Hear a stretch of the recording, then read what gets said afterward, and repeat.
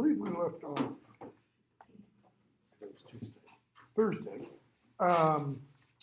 with Rune finding page 75, Ilanwi's golden ball, crystal ball, whatever you want to call that thing. And then they keep looking at the tracks that they've been investigating. They kind of determine a boat might have been dragged over the ground and such. And then there's a huge cave-in, and we're going to skip a bunch. Chapter of the cavern. Actually,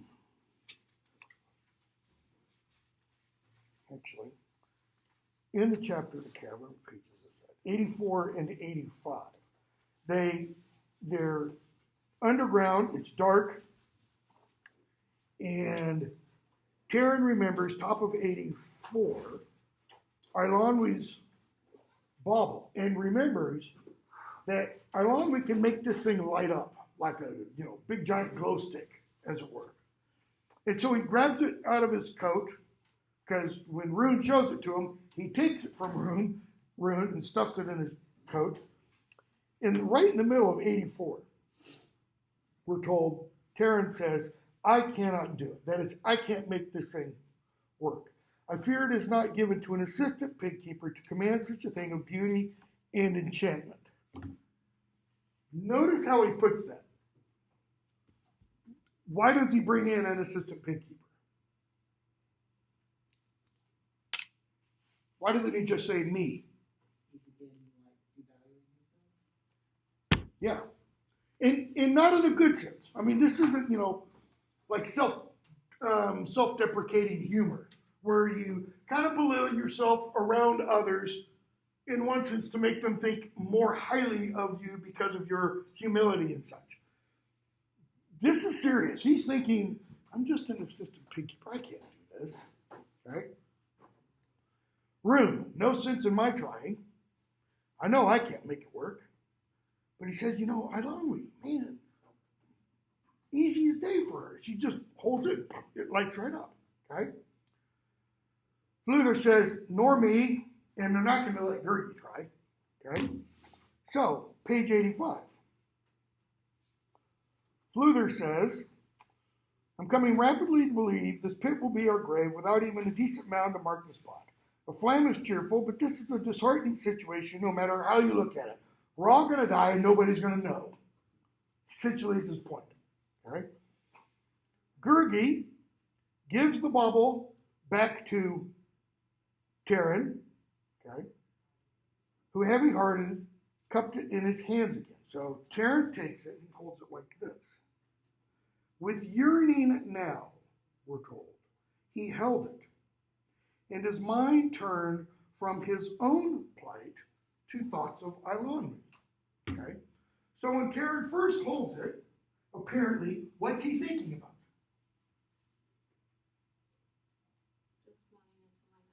If only I could figure out how to make this light up for for us, to save us. Okay? And now he's thinking instead of whom? He's not thinking of his own problems. He's not thinking of their danger. He's thinking of Ilanwi. He's thinking, what has happened to her? If we're in this kind of danger, what kind of danger is she in? In other words, all of his thoughts turn outward. Okay?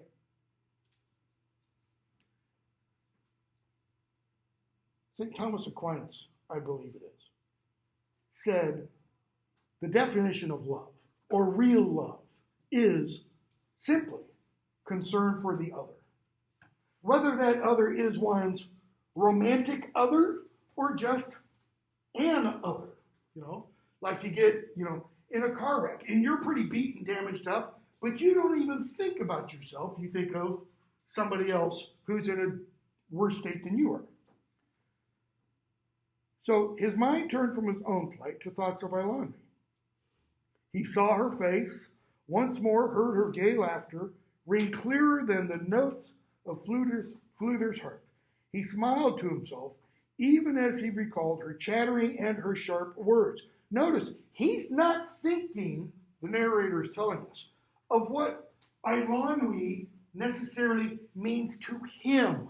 He's thinking of her, herself.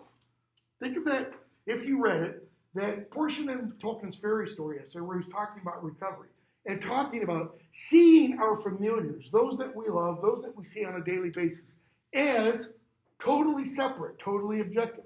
That's what he's doing here. Okay? He was about to return the bauble to his jacket, but stopped and stared. A point of light had begun to flicker in the depths of the sphere. Notice, it doesn't just suddenly blur out 5,000 candle watt light. A little tiny point of light. And as he walked, not daring to breathe, it blossomed and shimmered. He springs to his feet with a cry not of triumph.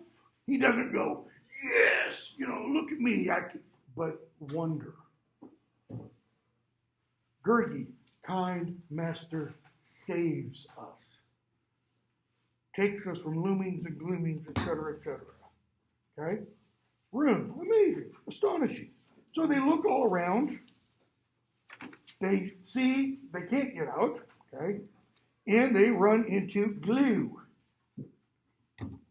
Glue, who had been a very small man, you could almost even say, a dwarf, but a very small man who, based upon what they had read in his cottage, cabin, hut, whatever you want to call the place, based upon what he had read and written in that little book, devised potions for what purpose? To be bigger. Okay? Literally size-wise. Not to be bigger in here, like more open-hearted, more magnanimous, more humble kind of a thing.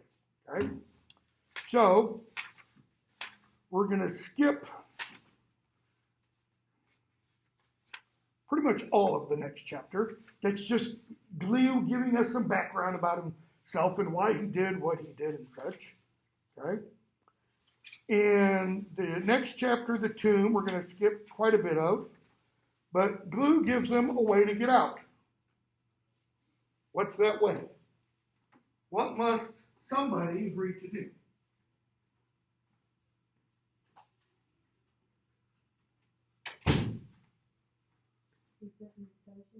Louder? Yeah. Which is kind of like what?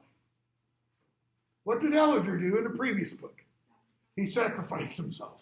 So one of you has to sacrifice yourself for the others to go through, to leave. Okay? And we're told, page 105. Well, top of 104. Taryn, upon hearing what Glue offers, you mean to kill one of us. Glue, you make it sound so raw. In other words, you make it sound bad. Yeah, right? Bottom of 105. Terrence says there's only one way out. We've got to take Glue's offer. Rune, as I consider it, he asked for only one of us. That is, we don't all have to do this. That would leave 3 to keep searching for the princess. Taryn, great. He says, I believe that guests were meant to bring Eilonwy to Caer Curlur. It's the strongest clue we have gained. Now it is useless to us. In other words, now we know where Mag is taken her. And yet we can't do anything about it. We can't rescue her. We can't send word. Okay? Rune, useless? Not at all. We only need to do as Glue suggests, and the others can be on their way. Fluther, you expect him to keep his word? Rune, don't know. We have to try. Okay? So Gurgi says, Gurgi will go. That is, I will sacrifice myself for the princess. Jump way ahead.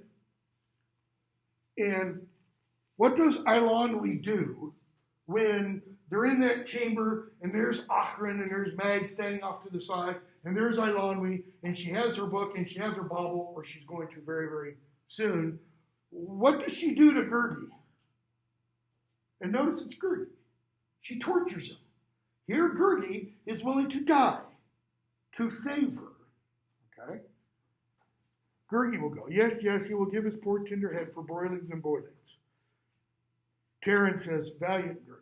Nope, not going to let you. Okay? He says, we have to stand together. Bottom of 106. Fluther says a bunch of stuff. It says, if we fight Glue, pretty good chance we're all going to die. And how does Terran interpret that? Wait, so you're agreeing with Rune? You cannot mean we should take Glue's bargain. Fluther, certainly not. Okay, what's the other option? There's no door number 3. All right?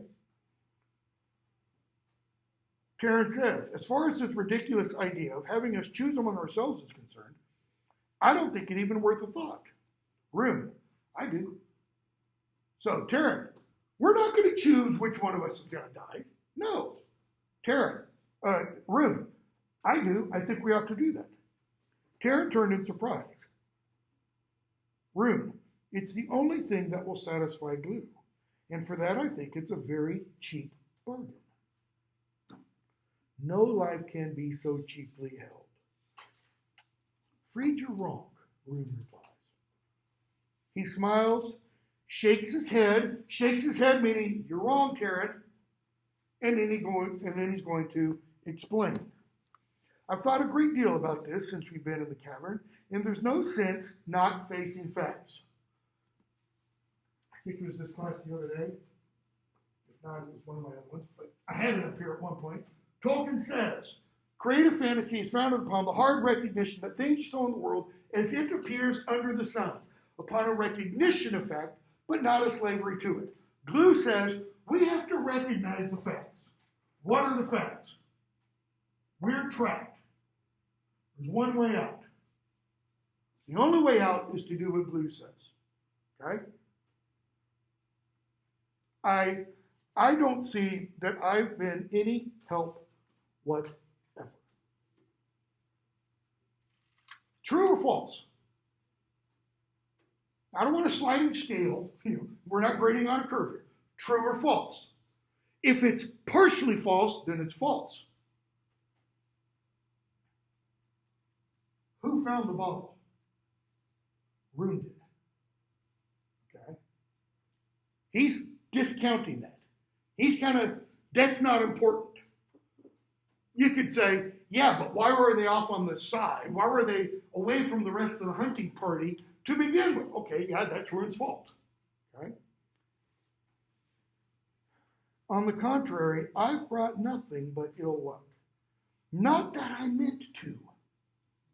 And we keep getting back to that idea of intention. He goes, I didn't intend to be bad luck. I didn't intend to be born a bumbling moron. I didn't intend to always screw up. But it seems that's the way of it with me. So, if any one of us can be dispensed with, just, given away, I should have to say that person is myself. And then he goes on. It's true. Disregarding Terran's cry of protest. Now, we don't know what Terran's cry of protest was. I don't think it's simply a, kind of a thing. It usually implies there are words there. I'm delighted to be of some use for once. So, if I can be of use to you, how? By metaphorically jumping in the black cauldron, by sacrificing myself, especially if it will help Iloni. Notice, I'm delighted to. I'm happy to. I assure you, I won't mind in the slightest. As Glue says, it will only take a moment. That is, the death will be what? Quick. It's not like it's going to be a long, agonizing, torturous death. And he goes on. Notice he's not letting anybody else stop him. Or, that's one way of reading it, or A less magnanimous way of reading it is nobody else is stepping up into the gap, so to speak, to offer themselves. There's not one of you who wouldn't give up his life for a companion. Right? And we've seen that in the first two books. We've seen Gurgi offer it just previous page. Fluther Flam offered his life for hours in Hleon's lair. Even now, poor Gurgi is willing to offer his. A bard, a humble creature of the forest, an assistant pig keeper. Can a prince do less? Karen brought up the assistant pig keeper. Now Rune is going to say, now Rune does say, if an assistant pig keeper will do this, should a prince do any less? I doubt I should ever really be able to measure up to being a true prince. What does he mean by a true prince? Like what people think of a prince. Okay. What else? True. Or take it a little farther. He's saying a prince should be what? Being a prince requires action, not just the name, not just the title. So he has this idea of nobility and what that means. Except in this. This would be really prince-like for me to do this. Taryn looks at him for a long moment. You speak of measure, right? Because that's what he's talking about. I can measure up now to being a prince.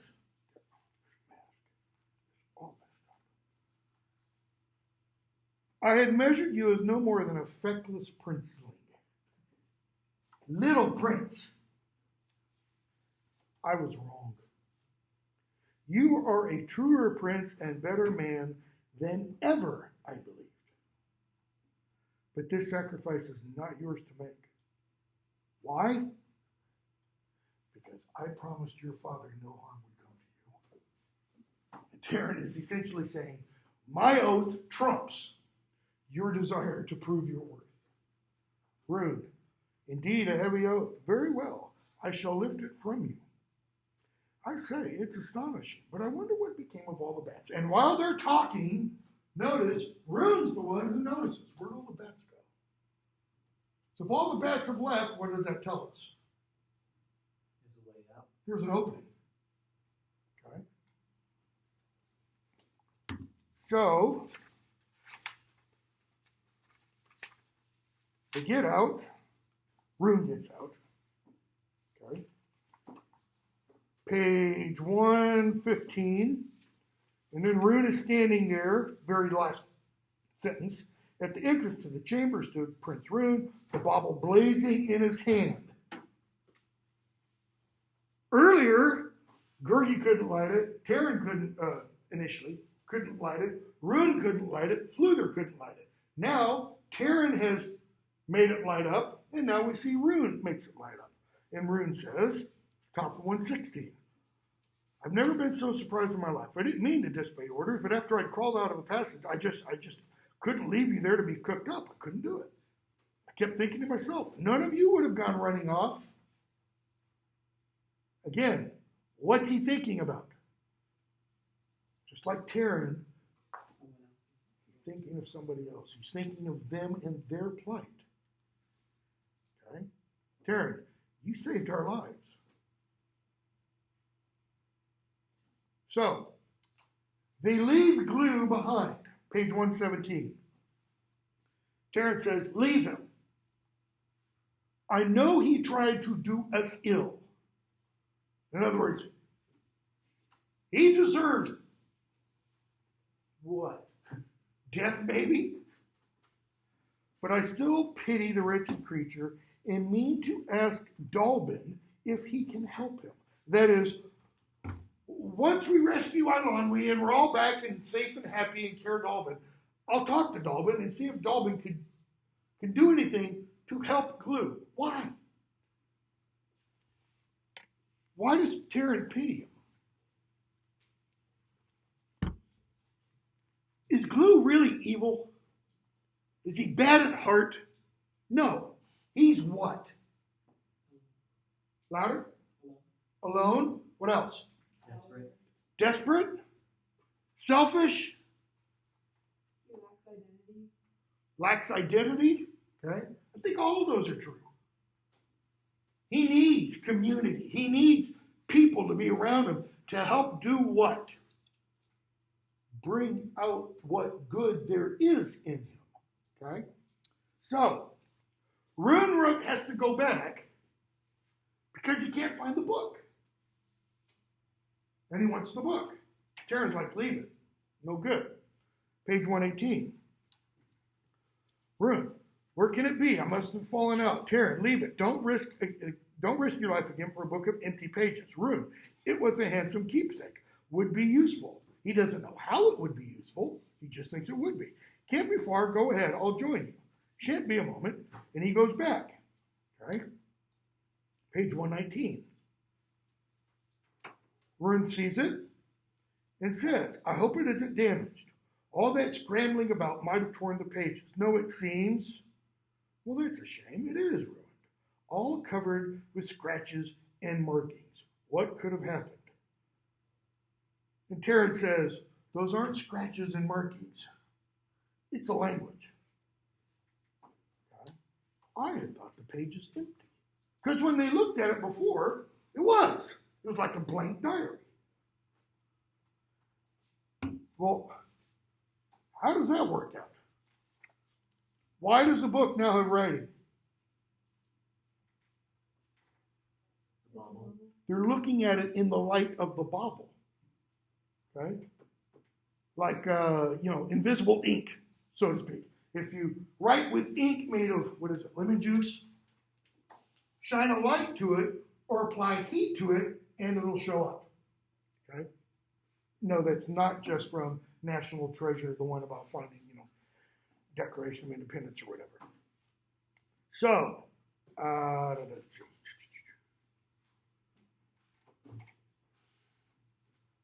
So Taryn realizes something about the bauble and the book together. Page 121, Taryn says, if Glue spoke the truth, the book, comes from a place of enchantments.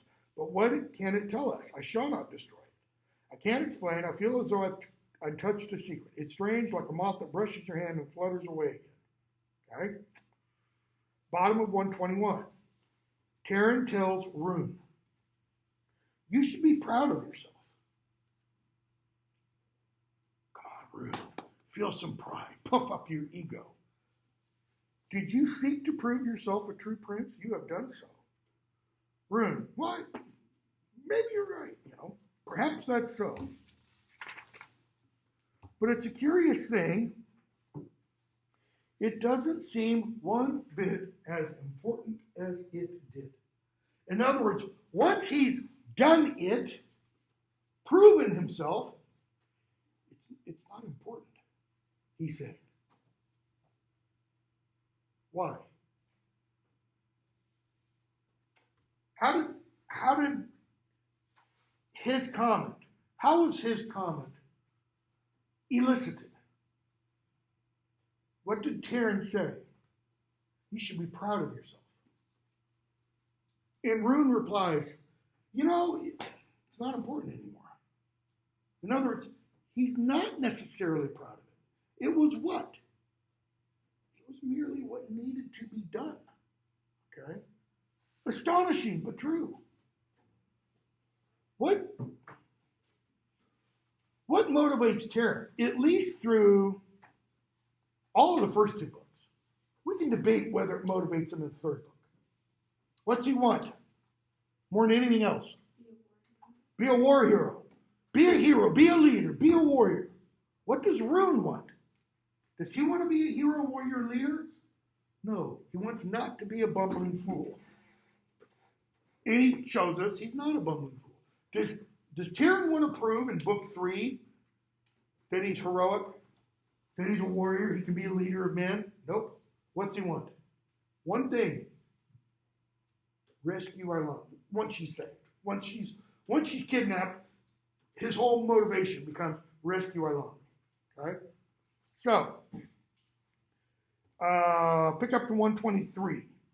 They're talking about the bauble, and Fluther says, well, they're talking about the bauble and the book.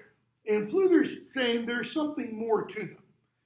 Top of 123, he says, I know very little about them. Ilanwi, of course, has the gift of making it light when she pleases. She's half an enchantress, you know. And the bauble does belong to her.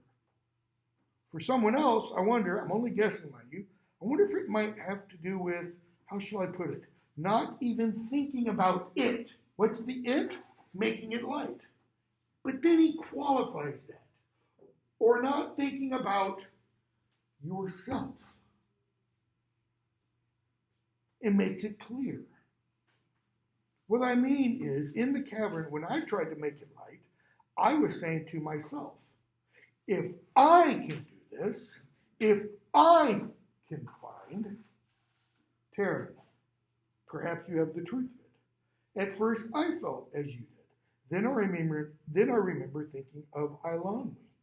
Only of her. And the bauble showed its light. Prince Rune was ready to lay down his life. His thoughts were for our safety, not at all for his own. And because he offered the greatest sacrifice, the bauble glowed brightest for him. Can that be its secret? To think more for others than ourselves. I think I've referred to it in this class. There's a line in Doctor Strange where the sorceress tells Stephen Strange, it's not about you. It's only in that film. It's only when he stops thinking about himself and his own problems that he really discovers his real powers. And they have nothing to do with surgery.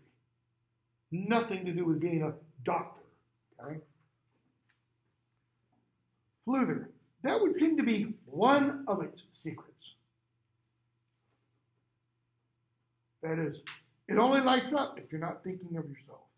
Once you've discovered that, you've discovered a great secret indeed. What's the great secret? To think more for others than yourself. Okay? We're going to hear in a later book a definition of heroism that is very similar to that. So, go on. The island, they meet up with Gwydion. Gwydion says, I kind of know what you've been through. Caw has told me a little bit that he could. Just keep in mind, Caw can talk. Page 127. Gwydion's told them, Ilanwi's on the island. Mag brought her there. Ochran is there. Ochran has something planned. We don't know exactly what it is, but he has a pretty good idea.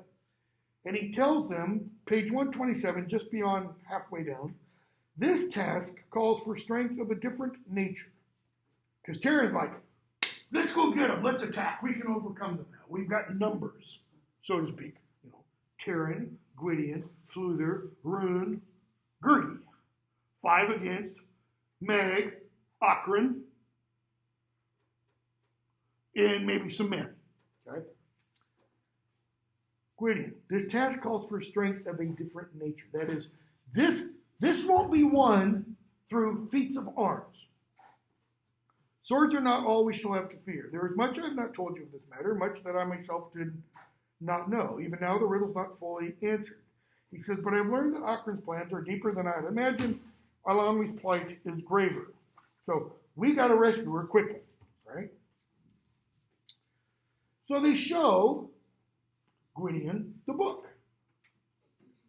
Page 129. In the light of the bauble, okay? And he's like, I can't read this. But I recognize it for what it is. The greatest treasure of the House of Lear. House of Lear, the old kingship that ruled on that island. The treasure of Lear, what is its nature? Does it belong to Ilanwi? Yes, it does. She's the last princess of Lear. It is hers by blood right. but there is more you must understand. For generations, the daughters of the house of Lear were among the most skillful enchantresses in Prydain, using their powers with wisdom and kindliness. Okay? He says they stored all their treasures in Cair-Lear, magical devices, blah, blah, blah. The Chronicles of the House of Lear give only veiled hints as to how these mysteries regarded. The lore tells of an enchantment known only as the Golden Peladrin, handed down from mother to daughter, and of a book holding all the secrets of those magical devices. So, the Golden Peladrin and the Book of Secrets, if you combine those two with somebody in the bloodline, lots and lots and lots of power. But Cair-Lear was abandoned, he says, and fell into ruins. The Book of Spells, which she, Angered, daughter of Regat, okay, who is Angered? We've been told earlier, mother of Princess Iolanthe. Okay? When she fled the castle, the Book of Spells which she carried away with her was believed lost. Of the Golden Peladrin, nothing was known. And he says, it's the bauble. And now we have the book. So these two things should be delivered to Oghrin, right? No, because it would give Oghrin all the power she wants. Iolanthe believed she had been sent to live with Oghrin and study to be an enchantress. Not true. Oghrin kidnapped her. Okay? Terran, Oghrin failed to recognize the Golden Peladrin? If she knew its nature, why did she leave it in Iolanthe's possession? She dared not do otherwise. Yes, she knew who Iolanthe was. Yes, she recognized the Peladrin, but she also knew it would lose its power if it was taken from Iolanthe. She wants to be able to use its power. How does she think she's going to be able to do that? Skip ahead a little bit. She's going to control Iolanthe and make Iolanthe use the powers that are inherent in her. All right? So, skip a bit. He tells her, the spells will only work for a daughter of Lear, etc., etc. 132, 133. They kind of discuss who's going to go rescue Iolanthe. Terran says, all right, Rune, this is your hour, man. Time for you're going to be the one to marry her. And Rune says, nah, I don't think this is for me. Besides, she would rather see you than she would me. What does Rune mean by that? She doesn't love me. See, Rune's not a total dummy. He recognizes what's going on there, even though Terran doesn't. All right? 133. Terran says, I'll rescue her. She'll be your betrothed. It was your wish. And that's when Rune says, yeah, I think she'd rather see you than she would me. All right? Gwydion, before Terran leaves, 134. I know what is in your heart. Climb up, assistant pigkeeper. I leave this task to you. That is, I know the real reason why you want to rescue Iolanthe. Notice Terran's not very good at hiding that. Call knew at the beginning of the book. Dalvin clearly knows. Right? Fluther clearly knows because Fluther's suggested it. So we get the meeting of strangers. Terran climbs up to her room and talks to her, and she's like, who are you? She doesn't recognize him at all. 138 at the bottom. She mentions a dream.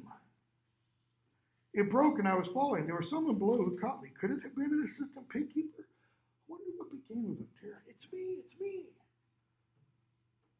He has long sought you, and in ways even he himself did not know. What is Terran, apparently, starting to do? It's kind of something, I think Ariel mentioned this. He's starting to peer inside. He's starting to look into his heart and to know himself. On the ancient oracle, at the ancient oracle at Delphi in ancient Greece, the oracle would kind of tell you what you seek, right? And inscribed on a stone outside the oracle were the words, obviously in ancient Greek, know thyself. That is, don't come seeking wisdom and guidance unless you first look inward, unless you know who you are. Why is this significant? How many of you have heard of Socrates? Okay. Socrates went around all Athens asking people questions. The reason he went around asking questions was because he went to the oracle at Delphi and he asked, who's the wisest person in the world? And the oracle said, you are, Socrates. And he's like, get out of here. I'm not the wisest person. I'm not even close to the wisest person.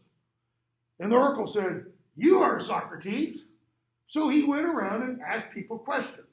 Those become the dialogues of Plato. Plato writes these all down, right? Whether or not Socrates actually said these or they're all a fiction of Plato, we don't know 100%. We think most of them are actually Socrates, right? So he goes around asking people all kinds of questions. Why? He doesn't go to everybody. He goes to the people who consider themselves wise and knowledgeable. And what he does is he proves they're damn fools. They don't know nothing. And they have no wisdom. Gets him in trouble to the extent that the Senate eventually finds him guilty of capital crimes and he's forced to commit suicide. Okay? How did he know himself? Because he knew he wasn't wise. Right? Taryn is starting to know himself. Book 4 is all about that. It's all about Taryn learning who he is. Partially, because we don't find out who/what he really is until the end of book 5, when he finally shows us, the real inner Taryn. So, Taryn says, in ways even he himself did not know, now that he has found you, in many ways, not just you're there physically in front of me, but he's found her in here too. Okay? Can you not find your path back to him? Okay? So she cries out for Ocrin. Ocrin captures them all. Okay? And Gwydion tells Taryn, put your weapons down, page 144, 45. Ocrin says, unloose the girl, because Gwydion says, let Alonwe go and we'll leave. And she says, no, we're not going to. She'll serve me as I planned. My spells are not the only ones to bind her, blah, blah, blah. Okay? Page 145. Alonwe says, I am a princess of Clear. I want what is mine. Who are these who would take it from me? Okay? I see the one who frightened me in my chamber. That is Taryn. Who else does she see but not see? Well, there's Gwydion, there's Fluther, there's Rune, and there's Gurgi. And Gurgi, yes, you know us. Yes, do not speak hurtful words to sad companions. You cannot forget. This is Gurgi, humble, faithful Gurgi, who waits to save wise princess, as he waits to serve wise princess, as he always did. Okay? So, Ocrin forces Eilonwy to torture Gurgi, right? Page 146.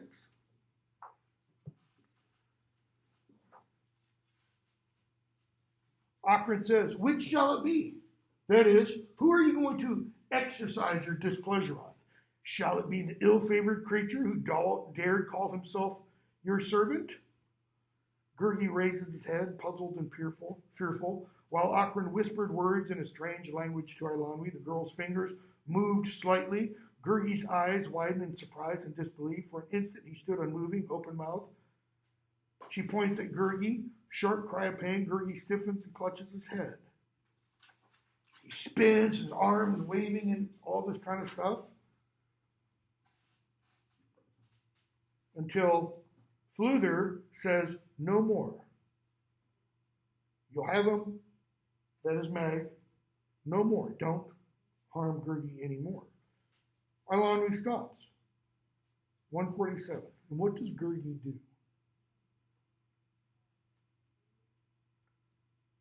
He crept forward a little way. And I think what that means is he steps closer to Eilonwy. He steps closer to the one who just inflicted pain. His weeping eyes turned to Eilonwy. Wise princess, it is no wish of hers to fill poor tender head with harmful hurtings. Gurgi knows this. He forgives her.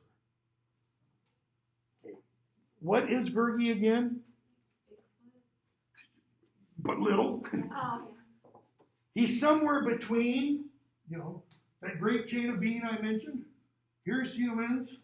Here's, supernatural, call them what you want, say angels. Down here, beasts, animals. Well, he's not human, and he's not totally beast. He's somewhere in between. He has human-like capabilities. He has animal-like capabilities. Animals don't, quote unquote, forgive.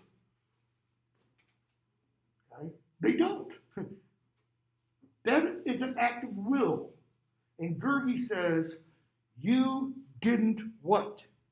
It is no wish of hers.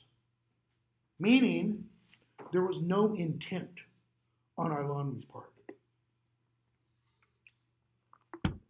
Just as Rune repeatedly says, I don't intend to be a bumbling idiot. He intends to be what? Captain America. He intends to be this wonderful prince and savior. He just screws it up all the time. Gurgi says, you don't intend to do this. Therefore, I forgive you. It wasn't Eilonwy that did it. Okay? So, page 148-49. Mag is freed, and Mag goes on this, I'm going to be King Mag, blah, blah, blah, blah, blah. Terran. Seriously? You really think that Ockran's promises are false? Learn this to your grief, Mag. Okay? And Ockran says, Iran shall cower and beg for mercy. He's going to come to me, but his throne shall be toppled. It was I, Ockran, who showed him the secret ways to power. Okay, so that's telling us Ockran's got to be really old, because Iran's been there quite a while. He betrayed me, and now he shall suffer my vengeance. It was I who ruled Prydain before him, and before he came, who wasn't yet in Prydain. The sons of Dawn, the people from the summer country. They only became because of Iran. And she's telling us, I ruled this whole area before him. It was I who ruled Prydain before him. None dared question my dominion. Thus shall it be once more. Thus shall it be evermore. Gwydion, the Lord tells of your ancient rule, how you sought to keep hearts and minds enthralled to you. You tormented those who would not worship you, and for those who bowed to you, life was a little better than a slow death. Nobody really liked your reign. Why? Because she practiced what Tolkien in the fairy story essay calls magic. She did not give enchantment. And notice enchantment is used a lot in this. Right? In the fairy story essay, Tolkien defines magic as domination of wills and things. He defines enchantment as shared enrichment. Domination of wills and things. What's the first spell? Just about. Harry Potter learns in the Harry Potter books. They're in Flitwick's class. Wingardium Leviosa. What Cherry and Ron can't do or spit. But Hermione does it first thing, and she makes the feather float. Okay? It's a domination of something. It's a domination of a physical law, right? Okay? Enchantment. Come here. You got to look at this. This will blow your mind. This is beautiful. This is amazing. This is whatever this is. It might be a sunset. It might be a flower. It might, whatever. Okay? But what's the desire there? It's to bring somebody else to see and experience something that one finds powerful and moving. Shared enrichment. Okay? Akron is all about this and this alone. Okay? I know too of the blood sacrifices you demanded, your joy at the cries of your victims. Blood sacrifices. No, Akron, it shall not come again. Think you this girl should lead you to it? She will obey me as surely as if I held her beating heart in my hand. Gwydion, your words are vain, Akron, they cannot deceive me. Do you seek to rule through the Princess Eilonwy? The enchantments she commands still sleep. You don't have the power to wake those. Until Rune goes, oh, we've got the book in the Peladrin. Yeah, thank you. Shut up. Okay? Which is when Terrence says, Rune, be silent. Page 151. Akron says, the Prince of Mona shall speak again. Rune, no, not even if you torture me. You're welcome to try, go ahead. It would be interesting to see how much you could find out since I myself haven't the first idea where the Peladrin is, etc. So, Gwydion says, we'll give them to you. Page 153. Skip it. I'm not going to skip it. Go back to 152. Since we're behind, I'm definitely trying to get us through Castle Lear today. Eilonwy says, they, those people out there, must return what rightfully belongs to me. Those strangers. And Karen kind of, gets a look on his face. And Akron says, it pains you to be called stranger by her. It cuts more cruelly than a knife, does it not? Sharper even than the torments of the wretched creature at your feet. She will remain thus because I so commanded. I could give back her memory of you. Is a golden trinket too high a price? Almost like, is the brooch too high a price for the Black Cauldron? If you give those back to me, she will love you, Darren. What cares an assistant pigkeeper whether I or another holds sway over Prydain? Lord Gwydion himself cannot gain for you what you hold dearest. What is it he holds dearest? What is it he treasures most? What is it he wants most? Louder? He wants Eilonwy's love. Gwydion cannot give that. Can Akron? She says she can.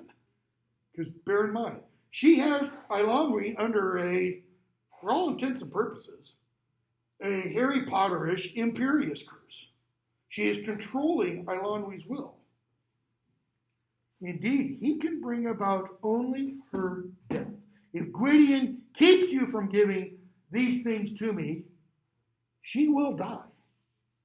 But I can give you her life. Yes, a gift only I can bestow, and much, much more. With me, the Princess Eilonwy shall be a queen, but who shall be her king? Would you have me set her free to wed a witless prince? Is that really what you want, Darren?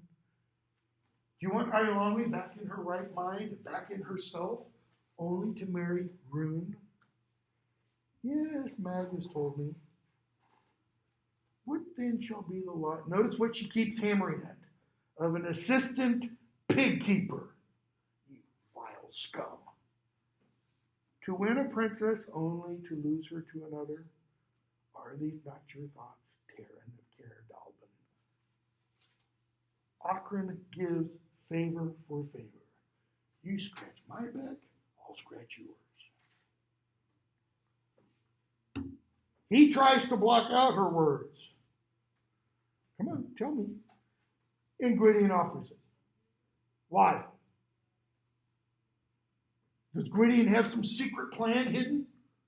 Does he know a way out of this problem?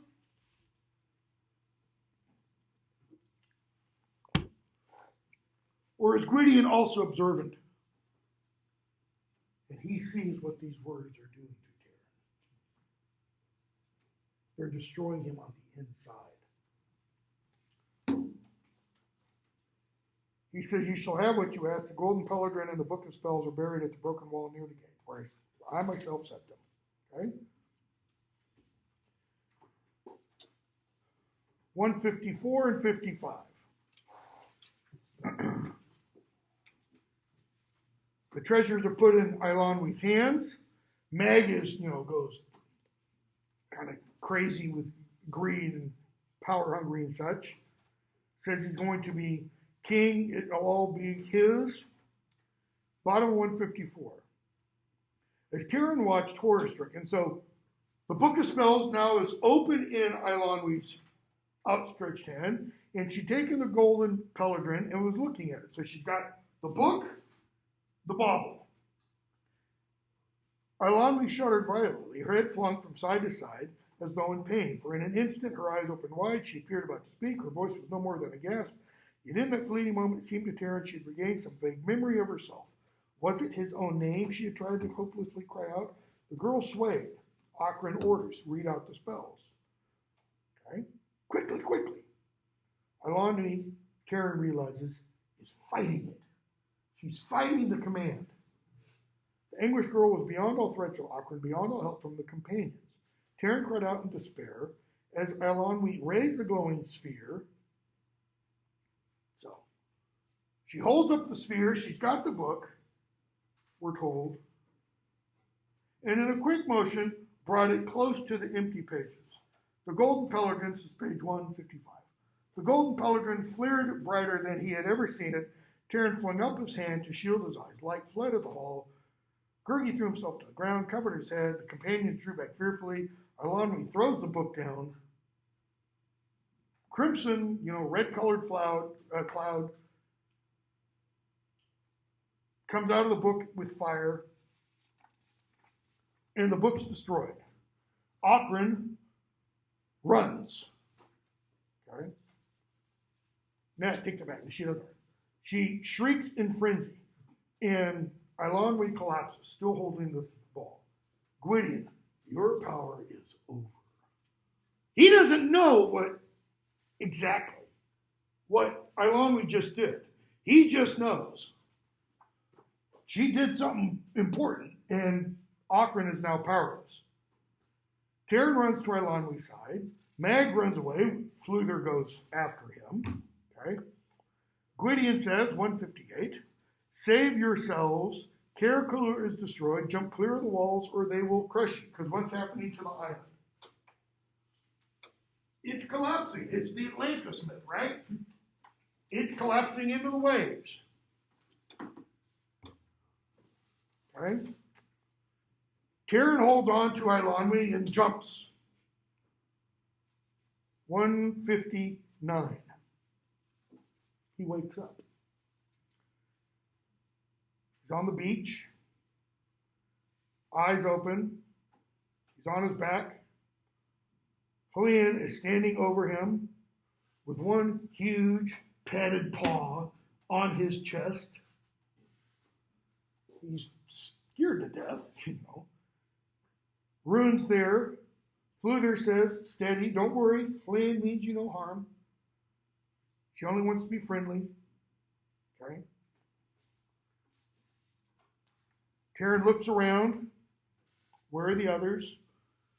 They can't find Call. Gurgi's gone looking for fire. What of Eilonwy? Taran asks, 160. What of Gwydion? They're here. Gwydion's done all he can. Which means what? The doctors have done all they could. She's going to die. That's the implication. That's what Taran infers. Okay? Eilonwy lives, Gwydion says. More than that I cannot say. This much I know. Ockran no longer holds her. That is, she lives, that's kind of implied for now. I don't know what else. Okay? Ockran's dead? No, Gwydion says Ockran lives. Okay? So they speak a lot. I'm going to skip a bunch. Terence says, bottom of 161. I would have given my life to keep her from harm, meaning alone, and I would give it now to spare her this. Ockran asked, what shall be the lot of an assistant pig keeper? What's meant by lot?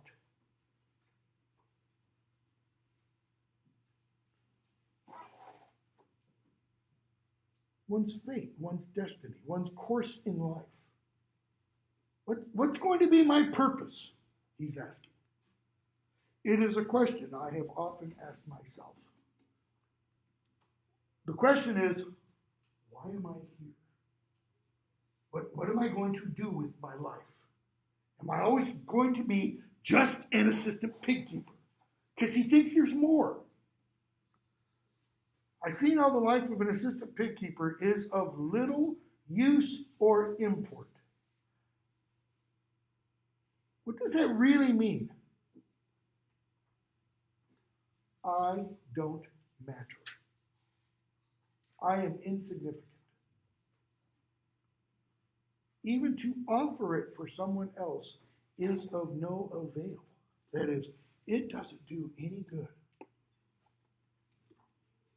He still feels this way even after the several quests. Yeah.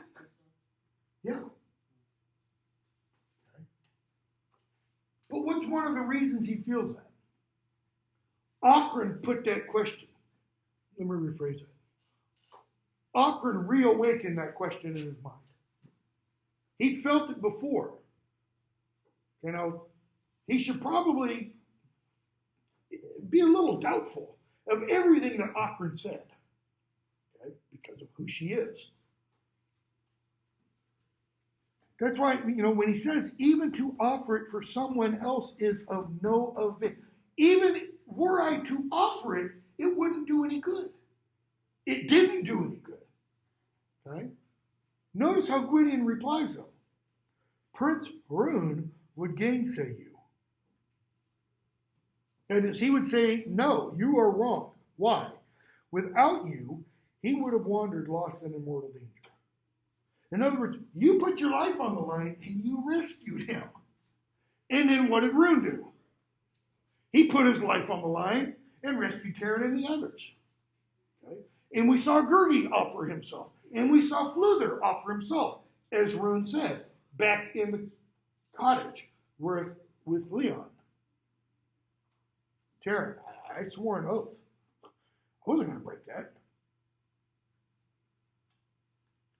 He's not saying, you know, my life was worthless. He's saying, I swore an oath. I was merely keeping to that. Integrity means a lot. He's kind of suggesting this notion of integrity and honor is more important than his life.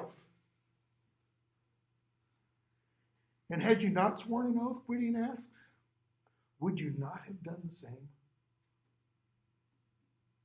Even if you hadn't sworn, wouldn't you still have tried to rescue Haroun? There's a scene in the Harry Potter novels. I teach a course called Tolkien and Rowling. It's the renunciation of power in the Lord of the Rings and the Harry Potter novels. There's a scene in the Harry Potter novels in book 6, I think it is, where Dumbledore is talking to Harry. And they're talking about how Lord Voldemort wants to get Harry. And they're talking about the so-called prophecy. And Dumbledore says, Harry, even if you'd never heard of the prophecy, what would you do? What would you want to do? And he says, I'd want to stop Lord Voldemort. And Dumbledore says, that's right. Prophecy has nothing to do with it.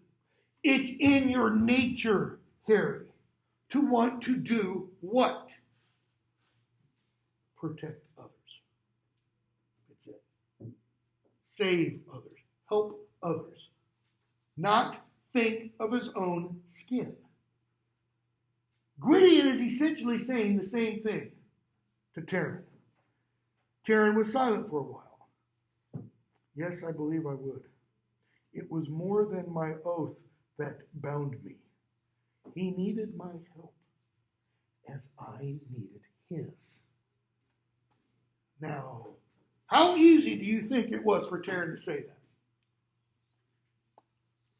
that? That he needed Rune's help. Rune, the bumbling idiot. How did he need Rune's help? I mean, he needed it literally, right? To get out of the cavern. How else did he need it? How else did Rune help Taryn? Louder? Finding the bauble. How else? True. Keep going. What's he get Taryn to see?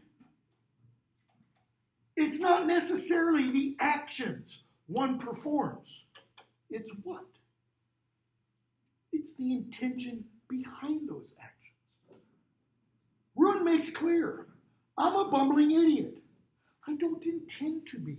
I try to do noble things, so to speak. And half the time I fail. But I'm trying. And he's like, man, I misjudged you. What's one of the lessons Taryn learns? You know, the proverbial, don't judge a book by its cover. Don't judge a person only by what one sees. But how? Maybe by what one intends. Okay? Where did we see that earlier? First book. Taryn jumps into the briar bush. Okay?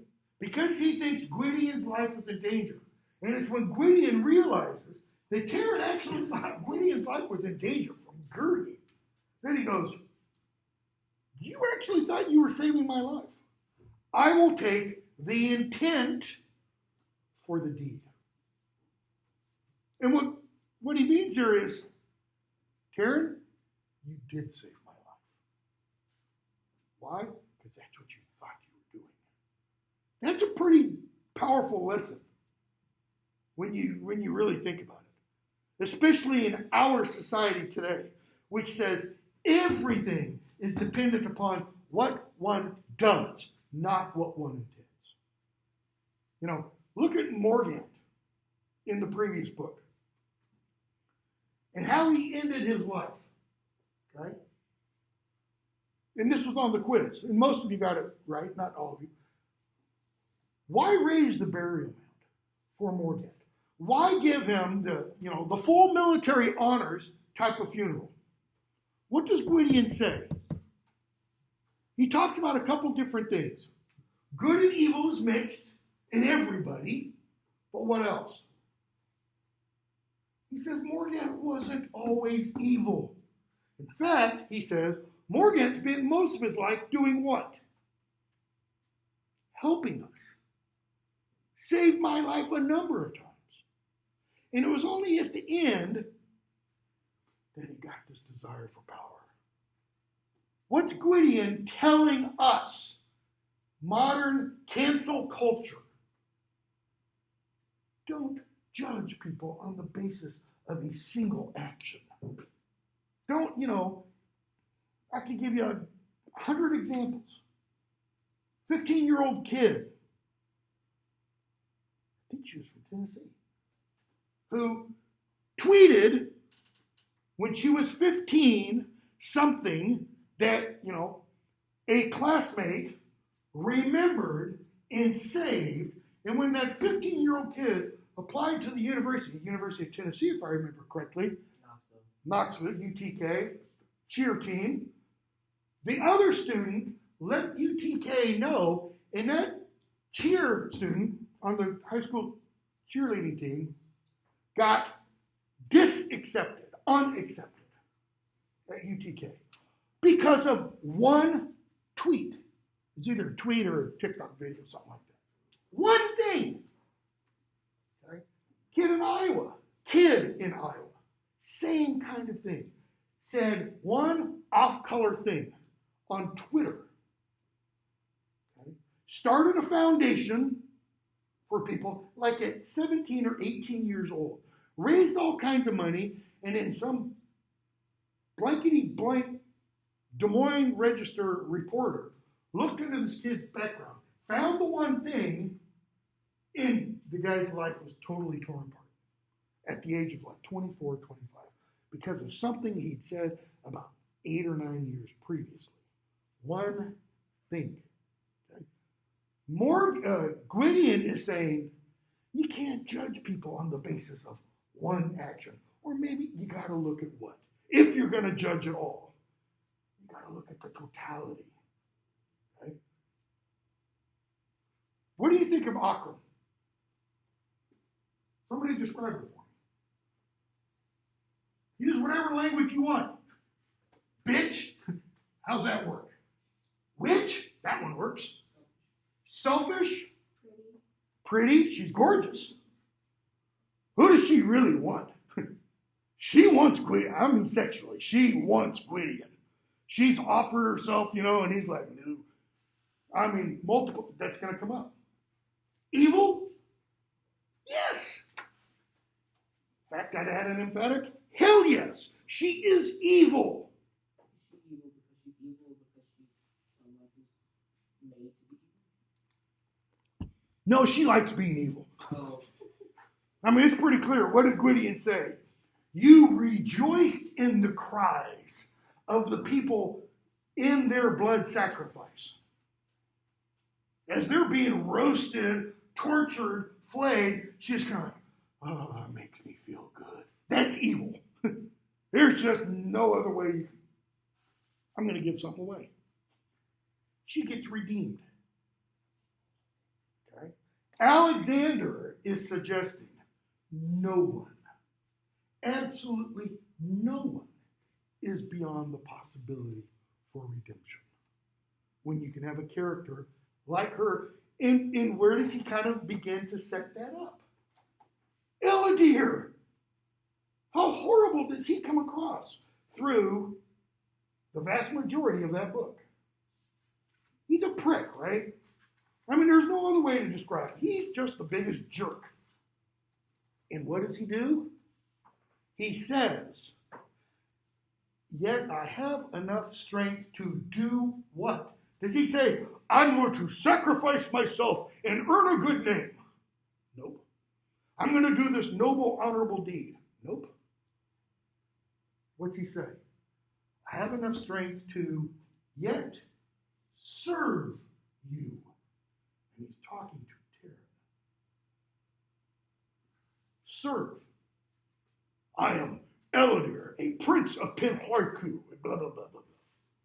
And yet he's going to serve, which means to bow down before, to be on his knees before, to be like an assistant pig keeper for an assistant pig keeper. Okay? So, Terran has asked about Akron. Gwydion, no, she's still alive. And what happens? Top of 163. She says, you have destroyed me, Gwydion. She can still speak. She's not destroyed. Do you hope to see me grovel at your feet? Are my powers indeed stripped away? One last remains, and she tries to kill herself. Okay? Terran stops her. Gwydion says, middle of 163. Your enchantments have ever been the enchantments of death. What does he mean by enchantments? I mean, I think he means both literal enchantments, but he also means powers. Your powers have always been the power of what? Simply death. Death doesn't have any good connotation. In that sense, death can have a good connotation, right? There can be a good death.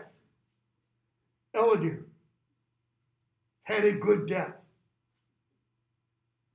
We're going to see others in the next two novels. He knelt and gently placed a hand on her shoulder and says, seek life, Akron. Stop seeking death. Seek life. No life remains to me but that of an outcast.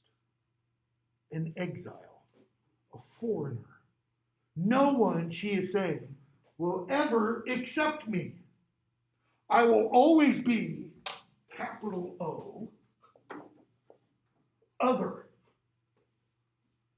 The xeno, as in xenophobic. Okay? Has she been? No, she hasn't been. People have sought her out. Anuban sought, Iran sought her. That's how he got all his power. Okay. But is this like an internal insecurity issue? Yeah. What is she coming? What is happening to her that's already kind of begun to happen to Taryn?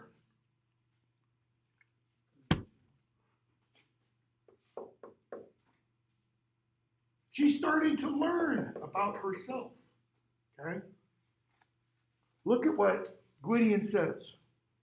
She says, no life remains to me but that of an outcast. Leave me to myself. Meaning, I'll use a slogan. And I'm probably going to piss some of you off, but deal with it. My body, my choice. The left used to say about abortion, my body, my choice. Now, what's the left saying? No.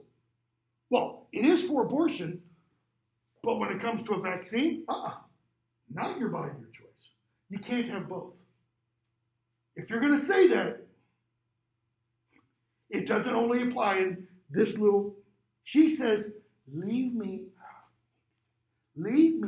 to myself. Let me alone. Gwydion, find your own path, Akron. We all have to do that. He's kind of suggesting. Find your own path. Should it lead you to Cara Dalbin? Okay, let me back up. Find your own path means what? What is Gwydion saying he's not going to do? Tell her where to go. Tell her what to do. Lock her up. He's not saying, no, you are in my control now. I am the Prince of Dawn. I'm going. No. She says, leave me to myself. You're free. Find your own path. Should it lead you to Cara Dalbin, know this. Dalbin will not turn you away. So, big deal. What does that mean? She's not an outcast. You will not be an outcast. Not if you go to Dalbin. That's kind of him saying, go to Dalbin. You'll be welcome. Who else lives at Cara Dalbin? Who else is overhearing this conversation? What do you think's going through his mind? Yeah, What the this hell? crazy woman. Yeah, what the hell are you talking about? That's my home. She might have killed Ilon. I mean, she's still breathing now. No, I don't want her there.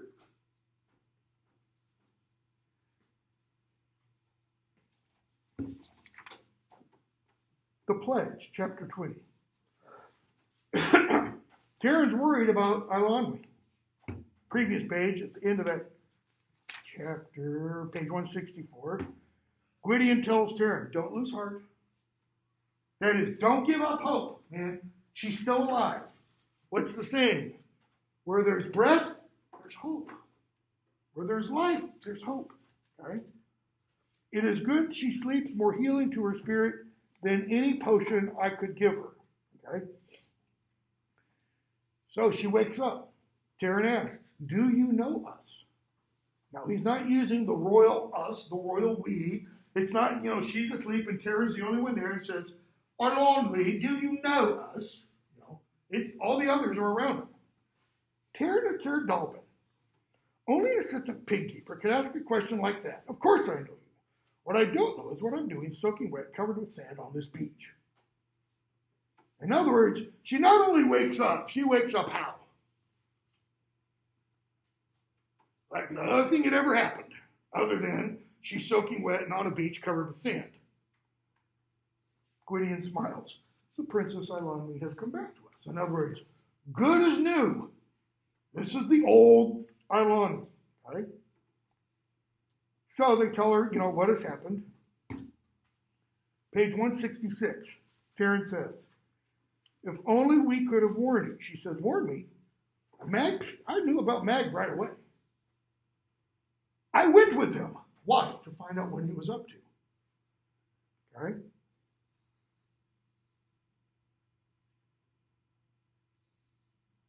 Gwydion kind of corrects her, says, don't judge Taryn too harshly. He's only thinking of you and such.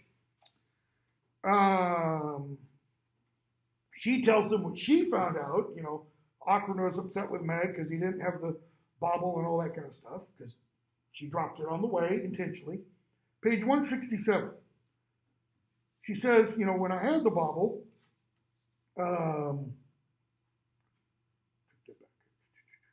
she says, Ockran cast a spell over me, and I remember very little until the bauble was in my hands. Then it was very strange. In the light of it, I could see all of you, not with my eyes, but in my heart. Notice, in the light of it. Just like in the light of the bauble, what could they see? The writing in the book? Okay. So as the bauble illuminates the book and brings the words out, with the bauble, she was able, not with her eyes, she tells us, with her heart, to see clearly the others. She says, I realized if I gave up my powers, then that would be the end of it. That is, the end of Ockran's power. So, what does Ailani have to do?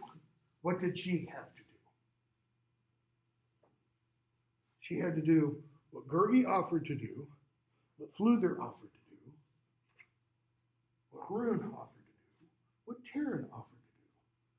She had to essentially offer up herself. She had to deny all those things that were the most important to her. Or put it another way, she had to offer the things she treasured the most, just like Taryn did in order to get the Black Cauldron. I felt a little the way you did long ago in the marshes of Morva, when you had to decide to give up Adion's. He says, and she goes on, now I shall never be an enchantress. Why? She doesn't have the book. There's nothing left for me now except being a girl. Yeah, the book, burst into flame.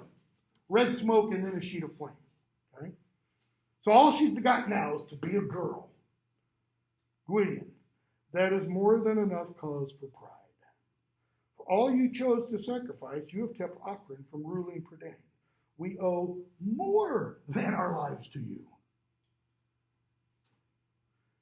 I'm glad the book of spells burned up, but I'm sorry I lost my bauble. By this time, it surely floated far out to sea. And then what happens? Caw shows up. Bauble! And it's got the bauble. As soon as she says, shoot, if I could only have my bauble back. Phrase from Greek tragedy from Aristotle, Deus ex machina, which means God from the machine. It was thought to be a poor playwright who had to rescue the characters by having a god descend from the heavens and wave a wand and go, all is made right now. Divine intervention. 1930s Westerns, United States, what was the god from the machine? It was the cavalry riding over the hillside, blowing to save all the, people in the wagon trains, from the Indians and such. Caw comes and delivers the bauble. So, let's see here. They're going to stop by and see how blue is. Page 169.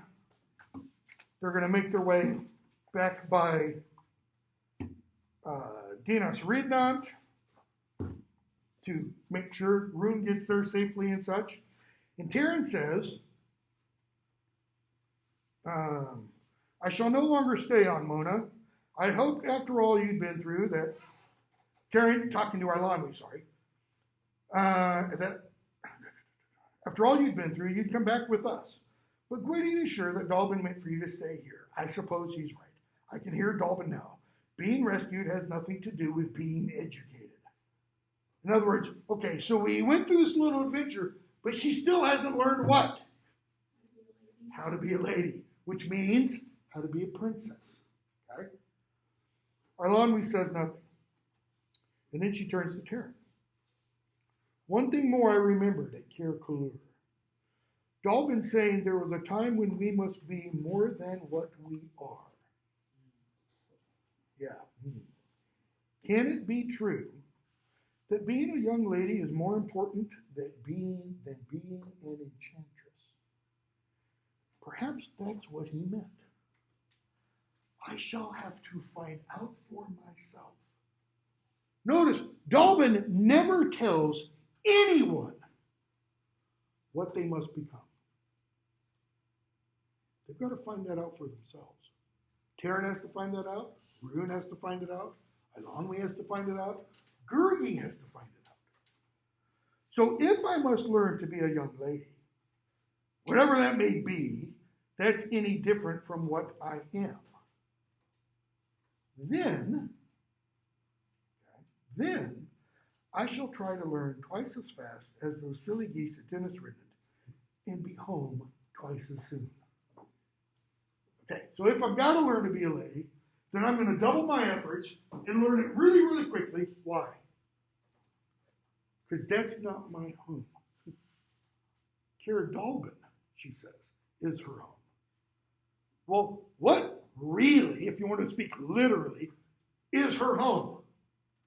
Or put it more accurately, was her home? Cair Kulur. That's what was her home. But it's now under the ocean. She was kidnapped from there by Auckland and raised in the Spiral Castle, which is also what? Destroyed. For Cair Dalbin is my only real home now. What do we call home? What's the phrase that goes with home? Home is where the heart is. Is it because she loves Dalbin like a father? Well, it'd be more like great. No. Taryn saw in the weed, the seaweed, she knelt from the foaming surf to a battered object and stripped away the trailing seaweed. Taryn saw an ancient battle horn, bound in silver with a silver mouthpiece. Eilonwy turned it over in her hand, looked at it. She says, that's all that's left of Cair Kulur. What use it might be, I don't know, and never shall. Not true. Warn you right now. But if you promise not to forget me until we meet again, I promise not to forget you. And this shall be my pledge. Sorry, didn't mean to forget you, Taryn. But promise not to forget me, and I'll give you this as my pledge that I will never forget you. Taryn, I promise gladly. But what pledge have I to give to you? That is, what can I offer to you? By the way, what are these pledges symbolic of? I don't wear one because my fingers are too small and my rings are too small. Betrothal rings. Engagement rings, you know. What can I give to you other than my word? Why? He's an assistant pig keeper. He has nothing. The word of an assistant pig keeper. That shall do very well indeed. Why? The word of any assistant pig keeper? What's Taryn already proven? Again and again and again. He has integrity. His word. What's the other phrase? His word is his bond. You can bank on it, right? And yet, you're going to be married to Rune. You do know what's going on. She said, indeed. Well, I assure you, they shall do no such thing. There's limits to having people make up your mind for you. Rune is certainly improved. You know, he'll be a cat someday. I think this journey was the best thing that ever happened to him. Someday he might even make a respectable sort of king. But as for being betrothed, Did you seriously think for a moment I would ever, ever what? Marry Rune or ever not marry you? Taryn and Third Element, I'm not speaking to you anymore. Well, not for a while at least. And the book ends. Okay? So, Taryn Wanderer, which we were supposed to finish today. Taryn Wanderer for Thursday. This one's quite a bit longer. Well, not quite a bit. Try to get through, hold on a second. 21 chapters. Try to get through the first 10 chapters. The Broken Spell. Okay.